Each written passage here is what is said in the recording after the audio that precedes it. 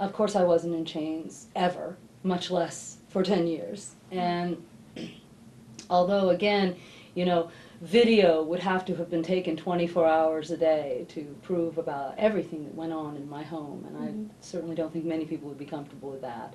But I do believe that there are people in Ripley, our neighbors, friends of ours, my family, who all can easily attest that they saw me regularly, often. I went shopping, I went to the dentist, you know.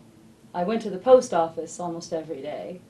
You know, this crazy story hit the press, and anyone in West Virginia who thinks that this is a statewide story should be aware that this is an international story and an international scandal. And the only reason that it is because of these lies.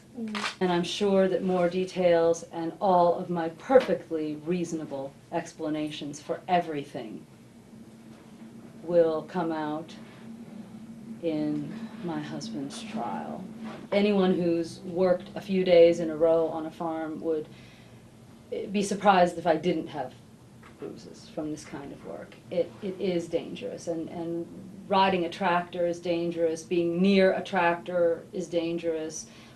Well, you know, again, you know, if the physical harm issue, well, we had an accident with the tractor and he was the one in the driver's seat. I mean, really, if you want to construe it the most cynical way you can, but no, I didn't suggest that this was some sort of calculated. One of the injuries that is sticking with me that they were talking about, the authorities there, were the burns.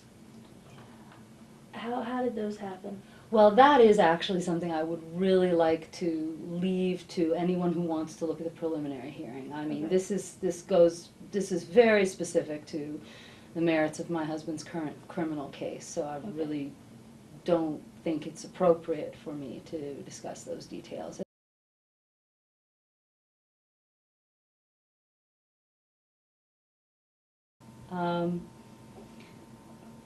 Look, my husband and I were activists when we lived in the D.C. area. And as has been talked about quite a bit, we got into a little bit of trouble over that. We're not the least bit ashamed or embarrassed about our direct action against the Bush-Cheney 2004 sign. We did it openly and notoriously, as his attorney put it. And, you know, it was a political protest. When we got dealt with, when we got punished over that, we decided that maybe we should try to move out to the country, and which is something we dreamed of anyway, and keep a slightly lower profile. But now that we're back in the spotlight, then I'm afraid that I personally have no choice but to take this opportunity. And I'm not just going to speak for myself and my husband and my son, but I'm going to speak for everyone. And if what they have that they call evidence is enough to do what they're already doing to my husband, then I don't think anyone is safe.